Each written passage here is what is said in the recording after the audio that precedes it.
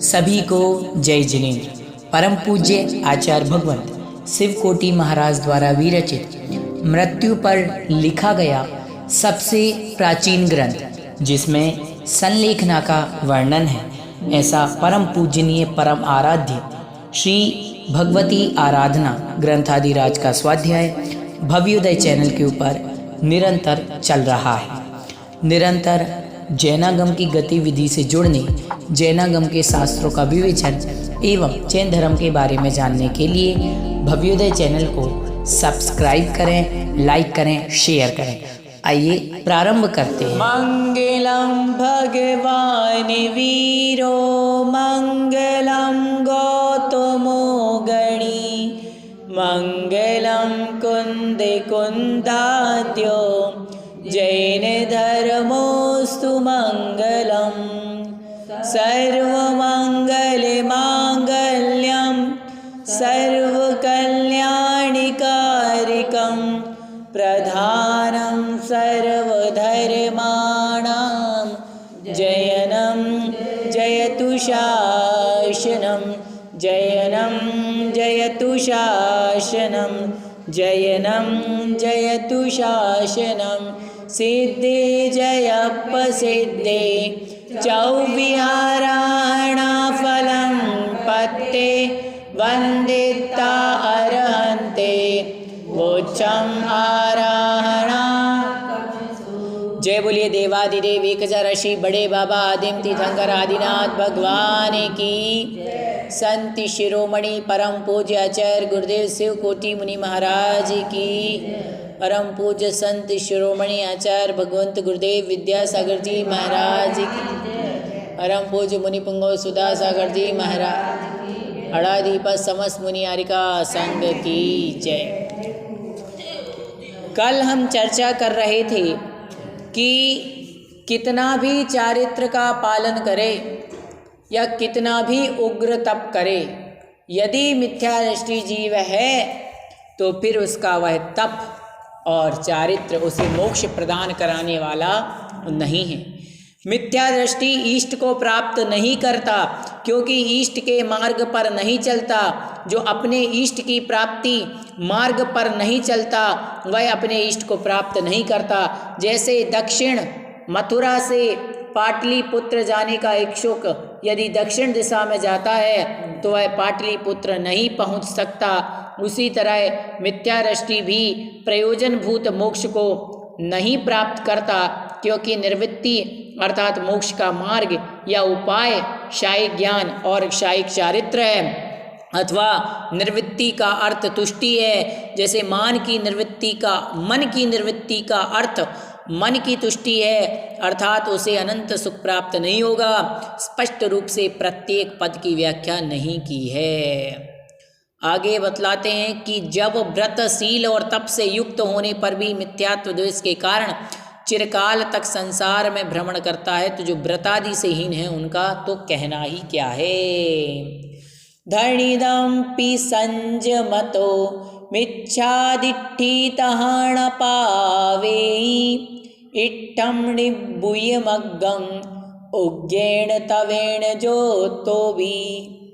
जिस मिथ्या दृष्टि के शील व्रत अथवा ज्ञान आदि भी नहीं है, वह मरने पर कैसे अनंत संसार नहीं करता। यदि मिथ्या रूपी विष की छोटी सी भी कणिका कुत्सित योनियों में उत्पन्न करा सकती है, तो जिन भगवान के द्वारा देखे गए समस्त तत्वों का श्रद्धान न होने पर तो कहना ही क्या है।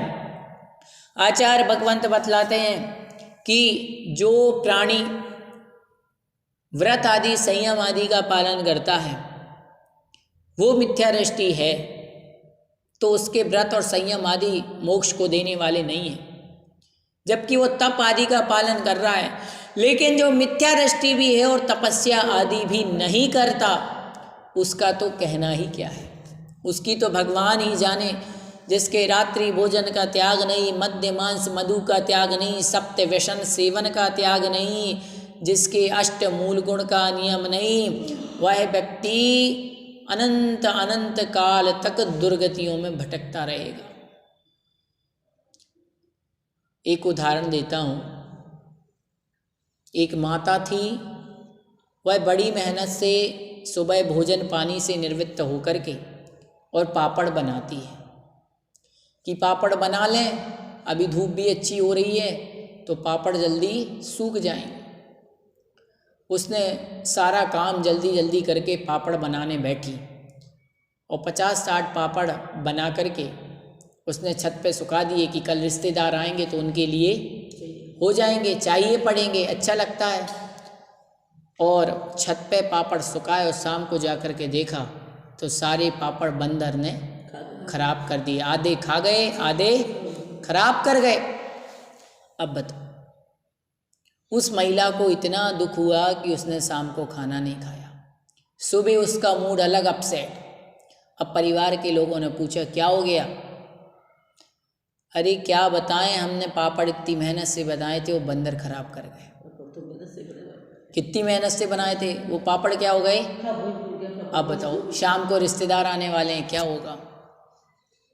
विचार करो, जब आपने 2 घंटे 3 घंटे मेहनत करके पापड़ बनाए और पापड़ बंदर खराब कर गए तो कितना दुख हुआ। 1 साल बच्चे ने पढ़ाई की, पढ़ाई करने के बाद साल के अंत में फेल हो गया, कितना दुख होता है? होता कि नहीं होता? कोई 5 साल 10 साल 15 साल 20 साल पढ़ाई करता है और उसे नौकरी ना मिले तो 20 साल में बहुत दुख होता है ना। विचार करो, दुख होता है। किसी महिला ने बहुत अच्छा भोजन बनाया, सब अच्छा बनाया, भोजन सब कुछ पूरा अच्छा बना लिया और आखिरी में भोजन में नमक नहीं डाला और सब रिश्तेदारों को परोस दिया। अब क्या होगा? बेचारे की मेहनत खराब हो गई। लोग क्या कहेंगे? कितना ही स्वादिष्ट है, नमक नहीं है तो अच्छा नहीं बना। शादी में जाना था, शादी के लिए सारी शॉपिंग कर ली कि कल शादी में जाना है, 4 दिन पहले से सब तैयारी कर ली, मेहंदी लगा ली, सोने चांदी के जेवर रख लिए, आजकल नए नए कपड़े आते हैं ना, मेहंदी के अलग हल्दी के अलग सब रख लिए। अचानक से शादी कैंसिल हो जाती है, कितना दुख होता है या नहीं? बतलाइए।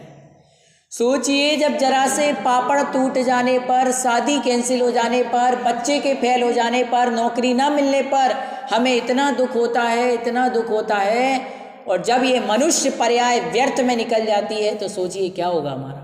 इस बात का हमें दुख अभी कर लेना चाहिए, क्योंकि बाद में पछताने के लिए हमारे पास समय नहीं रहेगा कि मनुष्य पर्याय के हमारे 30 40 50 60 साल व्यर्थ में चले गए। भगवान, हम आपकी पूजन भक्ति आराधना नहीं कर पाए, संयम को ग्रहण नहीं कर पाए, ना सकल चारित्र को धारण कर पाए, ना एक देश चारित्र को धारण कर पाए। सोचें जरा, ये शरीर है, शरीर को दाल रोटी दोगे तो भी ये चलेगा, मालपुआ दोगे तो भी उतना ही काम करेगा, दाल बाटी दोगे तो भी उतना ही काम करेगा। ऐसा नहीं है कि आपने बढ़िया मसालेदार काम कर लिया, खाना खा लिया तो अच्छा काम करेगा।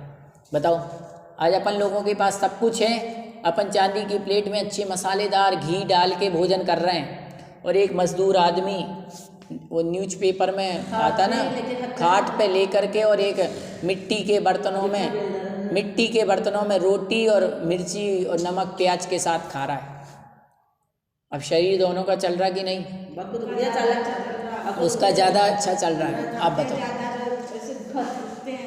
अब सोचने की बात यह है कि शरीर सब में चलने वाला है, लेकिन हमारी आसक्ति किस में है? रसना इंद्रिय की, उन पदार्थों में।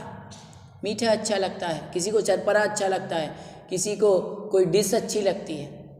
अब आप एक बात याद रखना, जिसकी दृष्टि मात्र क्षुधा की वेदना शांत करने पर है, वो ये नहीं सोचेगा खट्टा है, मीठा है, कड़वा है, कसायला है, वो स्वाद नहीं देखेगा। वो क्या देखेगा? शरीर को साधन मानेगा, और शरीर साधन है, और साधन में ईंधन चाहिए। ईंधन कैसा भी हो, आग जलती है तो आग ये नहीं देखती कि क्या है, आग की चपेट में जो आता है सब, लकड़ी हो चाहे कोयला हो चाहे कपड़ा हो चाहे रस्सी हो चाहे कुछ भी हो, सब उसकी चपेट में जल जाता है। बस ये विषयों की आग है, ये अच्छा बुरा कुछ नहीं देखती, ये धर्म नहीं देखती, ये भाई नहीं देखती, ये बहन नहीं देती। एक बहुत अच्छी बात बताऊं, व्यक्ति के परिणाम विषयों की आशा में इतने गिर जाते हैं, वो ये नहीं देखता कि ये मेरा भाई है, भाई ही भाई का धन हड़प कर लेता है। समझ रहे हो? वो सोचता है कि ये हमारा छोटा भाई है या बड़ा भाई है, हम इनका धन क्या कर लें, हड़प कर लें। आपने किसी को 10, 25, 50 हज़ार, लाख रुपए दे दिए, वो सोचता कि इनके पैसे हम दें ही ना।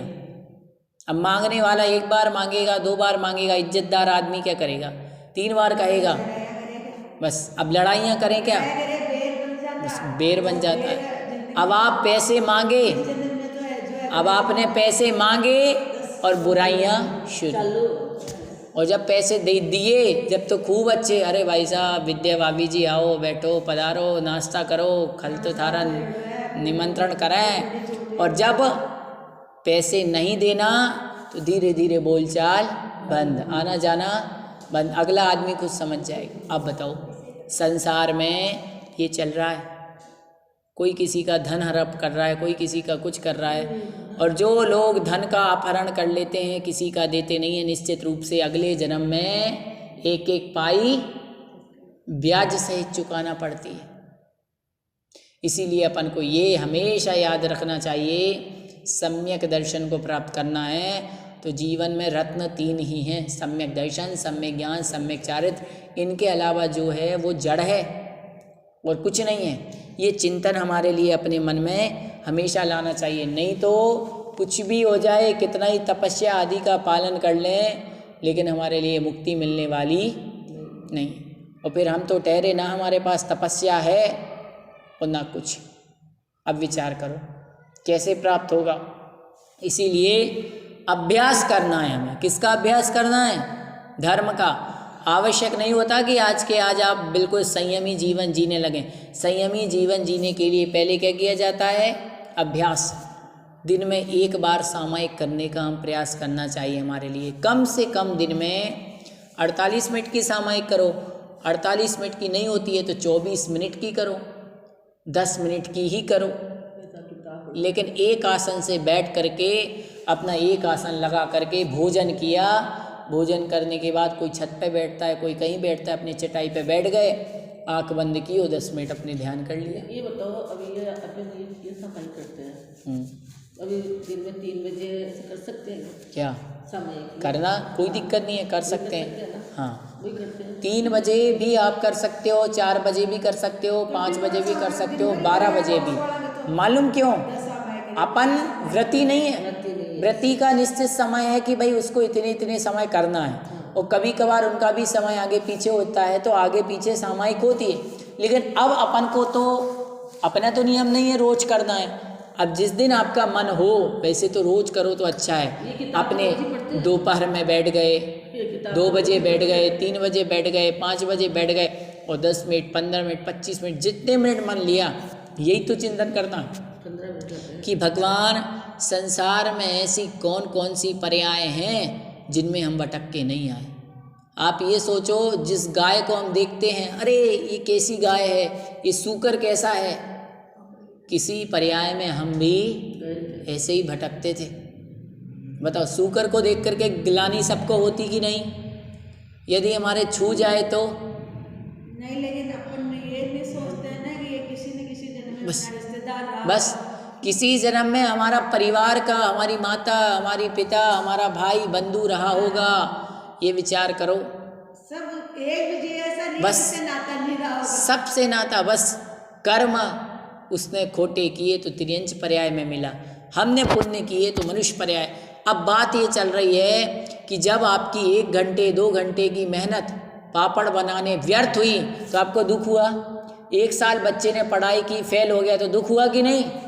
अब विचार करो, कितने भवों का पुण्य आपका फल है मनुष्य पर्याय। कितने भव हमने पुण्य किए होंगे जब हमें क्या मिली? मनुष्य पर्याय। और हम ये मनुष्य पर्याय को सार्थक न कर पाए। सोचो कितनी मेहनत बेकार होगी हमारी, कितनी, बताओ। इसीलिए हजारों, लाखों, करोड़ों, अरबों पुण्य का फल है ये मनुष्य पर्याय। भवों भवों में भावना भाई होगी जब जैन कुल जिनवाणी जिनेंद्र भगवान का दर्शन और दिगंबर मुनिराज मिले। उसमें भी यदि हम धर्म की ओर नहीं है, नास्तिक बन के बैठे हैं, धर्म के प्रति श्रद्धा भाव नहीं है, खाने पीने किटी पार्टी जिसमें हमारा भाव है, तो समझ लेना अब हमारा कोई बचाने वाला नहीं है। बस इसीलिए आचार्य भगवंत ने कहा कि ये मिथ्यात्व न जाने कहाँ कहाँ हमारे लिए डुबो डुबो के संसार में भटका देगा। अब गाथा नंबर 60। जस्य पुण्यमिच्छादिठिस्स णत्तिशीलं वदं गुणो वावी सोमर्णे अपाणं किहणकुणैदीह संसारम। 61 नंबर गाथा। एकंपि अक्षरं जो अरोचमाणो मरेज्य जीर्ण दिठम सोविकोणोणिनि बुद्धो किं पुण्यसव्वम अरोचन्ते। हे भगवान, जिन भगवान के द्वारा देखा गया एक भी अक्षर जिसे नहीं रुचता है वह मरे तो भी कुयोनियों में डूबता है, तब जिसे सब ही नहीं रुचता उसके संबंध में क्या कहना। 3 लोक के नाथ जिनेंद्र भगवान ने जो कहा, यदि एक अक्षर किसी को नहीं रुचता, बाकी तो रुचते हैं पर एक अक्षर नहीं रुचता, तो वो व्यक्ति मरने के बाद कौन सी योनियों में जाता है? कुयोनियों में। फिर जिसको संपूर्ण जैन धर्म ही अच्छा नहीं लगता, संपूर्ण जिनेंद्र भगवान के वचन ही अच्छे नहीं लगते, उनमें श्रद्धा ही नहीं है, तो फिर उसका तो भगवान भी नहीं बचा सकता। सोच लें कि उसका क्या होगा। इसीलिए कहते हैं जिन धर्म से बड़ा संसार में और कोई धर्म नहीं है, और जिन धर्म कोई अलग नहीं है। जिन धर्म मतलब हमारी आत्मा का धर्म। और आप स्वयं बताएं, भारत ही नहीं अपितु पूरे विश्व में स्वयं की रक्षा करना हर व्यक्ति धर्म मानता है। सबसे पहले किसकी रक्षा करो? अपने प्राणों की रक्षा। किसकी रक्षा करनी चाहिए?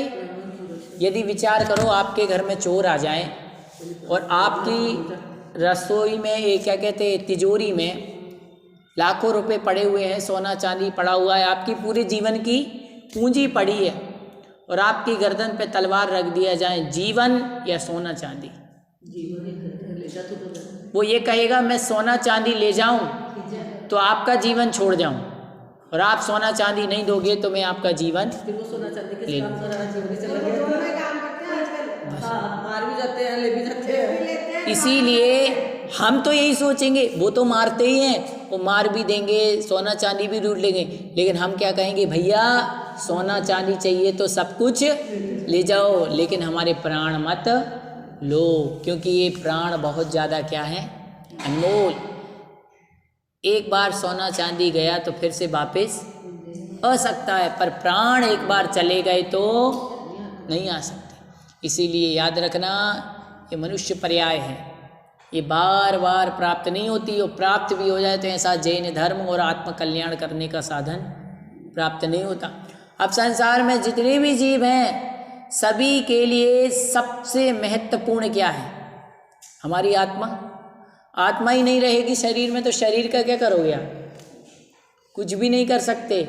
इसीलिए जो आत्मा अनादि अनंत है, शाश्वत है, जिसको कोई मारने वाला नहीं है, आत्मा कभी भी मरती नहीं है।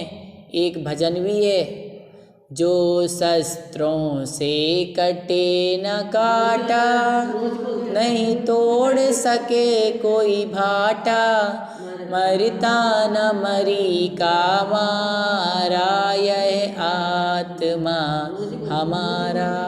फिर आगे क्या बोलते हैं? अग्नि में भीगे न कभी पानी में, सूखे न पवन के द्वारा, यह आत्मा अग्नि में नहीं जल सकता, आत्मा पानी में नहीं भीग सकता, आत्मा न हवा में उड़ सकता है, न हवा में सूख सकता है।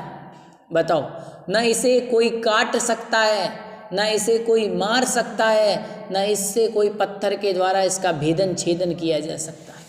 अब बताओ, और शरीर से अग्नि में शरीर जल जाता है, पानी में शरीर भीग जाता है, पवन के द्वारा ये शरीर सूख जाता है, उड़ जाता है, और पत्थरों के द्वारा ये शरीर मरण को प्राप्त हो जाता है।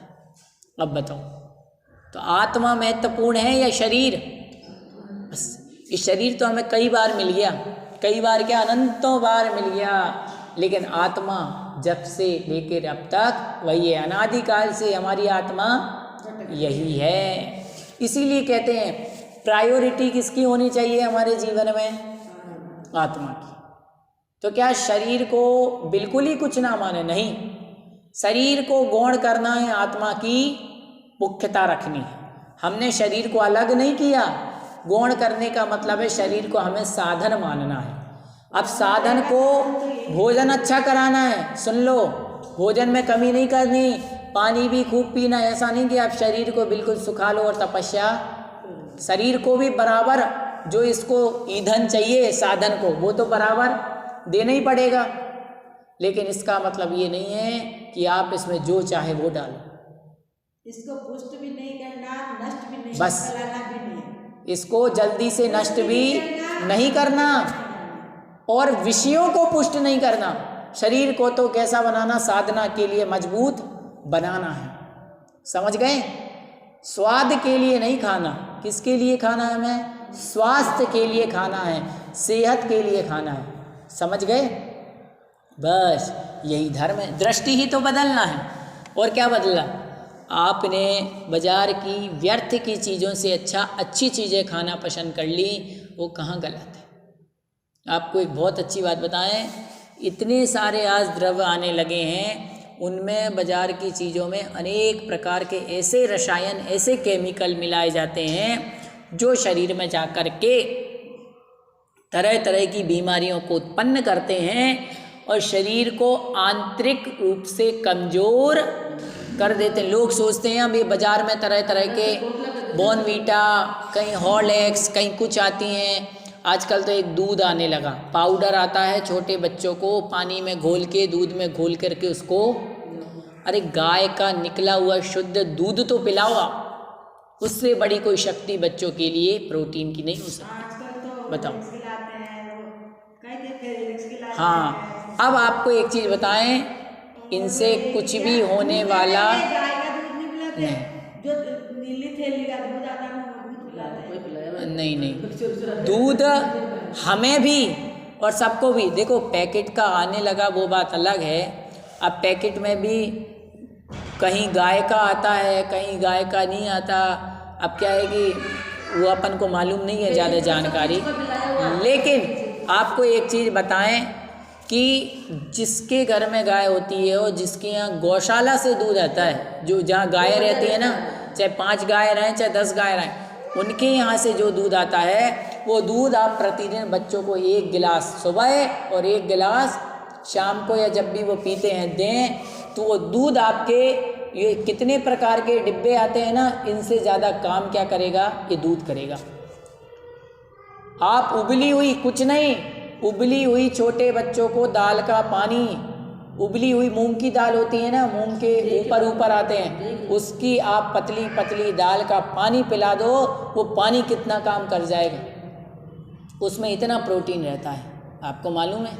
लेकिन हम क्या खिलाना पसंद करते हैं? वो डिब्बे आते हैं, वो डिब्बे पानी, गर्म पानी में घोले वो पाउडर, और वो पाउडर मीठा मीठा सा रहता है, वो खिला दिया, पर उससे उतना प्रोटीन नहीं मिलता। इसीलिए हमें पहले के समय में तो ये अभक्ष्य चीज़ें चलती नहीं थी, अब अभक्ष्य चीज़ें चलने लगी, उसके प्रति हमारी लिप्सा बढ़ गई, और जब हमारी लिप्सा बढ़ गई तो धर्म के प्रति हमारा श्रद्धान धीरे धीरे क्या हो गया? कम हो गया। इसीलिए आचार्य भगवंत कह रहे हैं कि जिसे भगवान के द्वारा कहे गए वचन का एक अक्षर भी नहीं रुचता है, उसको तो कुयोनियों में डूबना ही पड़ता है, किंतु जिसे सब का सब ही जिनवाणी नहीं रुचती, जिसे जिनेंद्र भगवान के वचन अच्छे नहीं लगते, उसके संबंध में तो कहना ही क्या है, अर्थात फिर तो उसको बचाने वाला कोई भी नहीं है। आगे, संखेजा संखेज जानंता वहोन्ति बाल बालमी शेषा भवस भवा णंता अभवस। बाल बाल मरण से मरने वाले बाल बाल मरण किनका होता है? मिथ्या दृष्टि जीव का। तो सुन लें, बाल बाल मरण से मरने वाले का क्या होता है। बाल बाल मरण से मरने वाले भव्य भव्य के संख्यात असंख्यात और अनंत भव होते हैं। जो बाल मरण से मरे उसके संख्यात भव भी हो सकते हैं, असंख्यात भी और अनंत भी। और जो अभव्य है उसके तो अनंता अनंत भव होते हैं, क्योंकि अभव्य के संसार का कोई भी कांटा नहीं है। कांटा अर्थात उसका संसार कभी भी खत्म होने वाला नहीं है, ये याद रखें। भव्य जीव की तो उम्मीद है कि कभी ना कभी उसका संसार समाप्त होगा, पर अभव्य जीव का संसार कभी भी समाप्त होने वाला नहीं है। वो तो अनादि काल से भटक रहा है और अनंत काल तक संसार में भटकता रहेगा। इस गाथा में संसार की महत्ता का कथन करते हुए मिथ्या दर्शन के दोष के महात्म्य का सूचन किया।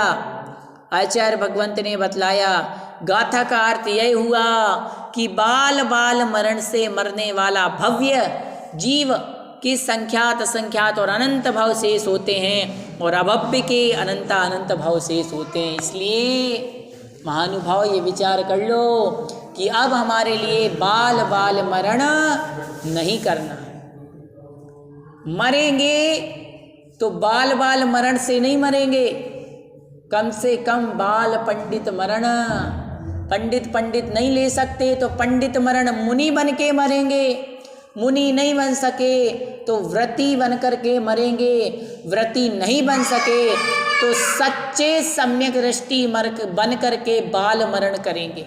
ये सोच लो, सम्यक दृष्टि तो बनना ही पड़ेगा, बिना सम्यक दर्शन के कुछ भी नहीं होगा। कही है, सम्यक दर्शन बिना न मुक्ति, ऐसा श्री जिनवर ने कहा। मोक्ष मार्ग की प्रथम सीढ़ी या बिन ज्ञान, सम्यक दर्शन मोक्ष मार्ग की प्रथम अर्थात पहली सीढ़ी है। इस प्रकार से आचार्य भगवंत ने बतलाया और कहा, इस गाथा में बाल बाल मरण का कथन समाप्त हुआ। मरण के 17 भेदों में यहाँ 5 मरण का कथन करते हैं। ऐसी प्रतिज्ञा की थी, उनमें से पंडित मरण है, उसके प्रायोपगमन मरण, इंगिनी मरण, भक्त प्रत्यज्ञान, ये 3 भेद सूचित किए थे। उसमें से प्रथम भक्त प्रत्याख्यान का वर्णन करने की सूचना ग्रंथकार आगे की स्वयं से करते हैं। अर्थात इस संसार में आचार्य भगवंत ने कहा, बाल बाल मरण से जो मरता है, ऐसे मिथ्या दृष्टि जीव की चर्चा हुई। अब मरण के 17 भेद आचार्य भगवंत ने बतलाए थे, जिसमें से 5 महत्वपूर्ण थे। पंडित मरण, बाल पंडित मरण, बाल मरण और बाल बाल मरण। समझ गए? ये आ गया समझ में? अर्थात मिथ्या दृष्टि जीव के कौन सा मरण होता है बताओ। बाल बाल मरण कौन से जीव के होता है? मिथ्या दृष्टि जीव के होता है। मिथ्या दृष्टि जीव अनादिकाल से संसार में भटकता आ रहा है और मिथ्यात्व के साथ ही मरण करता है, तो बाल बाल मरण करता है। फिर कोई जगन्य सम्यक दृष्टि से तात्पर्य चतुर्थ गुण स्थान वर्ती है, विरत नहीं है, अविरत है। व्रतों से रहित सम्यक दृष्टि जीव का कौन सा मरण होता है? बाल मरण। फिर उसके बाद जो एक देश चारित्र को धारण कर लेता है, प्रतिमा धारण कर लेता है, चुल्लक चुल्लिका एलक एलिका बन जाता है, उसका बाल पंडित मरण। कौन सा मरण? बाल पंडित। और जो मुनि बन जाते, जैनेश्वरी दीक्षा धारण कर लेते हैं, उनका कौन सा मरण? पंडित मरण। और जो 14वें गुण स्थान वर्ती होते हैं, उनके कौन सा मरण? पंडित मरण। पंडित मरण जिन्हें प्राप्त हो गया, निश्चित रूप से उन्हें क्या प्राप्त होना है? अब मोक्ष ही प्राप्त होना है। इसीलिए 17 प्रकार के मरणों में और 5 महत्वपूर्ण मरणों में फर्स्ट नंबर का सबसे अच्छा मरण कोई है तो वो कौन सा है? और सेकंड नंबर पे पंडित मरण, और थर्ड नंबर पे बाल पंडित मरण। इन 3 मरण की प्रशंसा जिनेंद्र भगवान ने स्वयं की। प्रशंसा क्यों करी मालूम आपको? जो इन मरण को प्राप्त करता है निश्चित रूप से वो एक ना एक दिन निर्वाण को प्राप्त कर लेता है, और जो खोटे मरण को प्राप्त करता है, बाल बाल मरण करता रहता है, वो संसार में क्या होता रहता है? भटकता ही। तो मरण तो सबका ही होना है। संलेखना का चर्चा चल रही है यहाँ पर, उसका वर्णन चल रहा है। आचार्य शिवकोटि महाराज कह रहे हैं कि मरना तो सबको ही है। संसार में ऐसा कोई प्राणी नहीं है जो मरे ना, और मरती वीरिया जीव को कोई रक्षा करने वाला नहीं है। जब मरण आएगा तो और आपकी और हमारी रक्षा कोई भी नहीं कर पाएगा। हम किसी भी प्रकार से अपनी रक्षा नहीं कर पाएंगे, ये निश्चित है। ये शरीर है, पुद्गल है, इसका स्वभाव है पूरण और गलन, और ये शरीर यदि बना है तो निश्चित रूप से एक ना एक दिन समाप्त, किसी का 80 में होगा, किसी का 90 में होगा, किसी का 110 में होगा, तो किसी का 40 साल में ही निपट जाए। कोई भरोसा है क्या? नहीं। इसीलिए याद कहते हैं कि ऐसे कर्म कर लें, ऐसे अच्छे भाव बना लें कि हमारे लिए संलेखना समाधि की प्राप्ति। अंत समय आवे जब, तो 4 लोग बैठ करके समाधि मरण भावना पढ़ रहे हों, दिन रात मेरे स्वामी मैं भावनाए भाऊं, देहांत के समय में तुमको न भूल जाऊं। हे भगवान, जब हमारा शरीर स्वस्थ होता है तो आपके दर्शन पूजन पाठ नाम स्मरण हम कर लेते हैं, लेकिन जब ये शरीर साथ नहीं देगा, ये शरीर वेदना का यंत्र बन जाएगा जो हमारी आत्मा को वेदना ही वेदना देगा, उस समय भगवान इतनी कृपा करना कि जब सांसों का अंत हो तो मेरी श्वासों में नमोकार मंत्र हो। बस अंतिम श्वास हो तो किसके साथ हो? नमोकार के साथ। बस यही सम्यक दर्शन आराधना का सार है। आज के लिए इतना ही। जिनवाणी स्तुति। शास्त्र पठन में मेरे द्वारा यदि जो कहीं कहीं प्रमाद से कुछ अर्थ वाक्य पद मात्रा छूट गई, सरस्वती मेरी उस त्रुटि को कृपया क्षमा करें और मुझे कैवल्य धाम में महाविलंब धरें। जय बोलिए आचार्य भगवंत शिव कोटि मुनि महाराज की जय।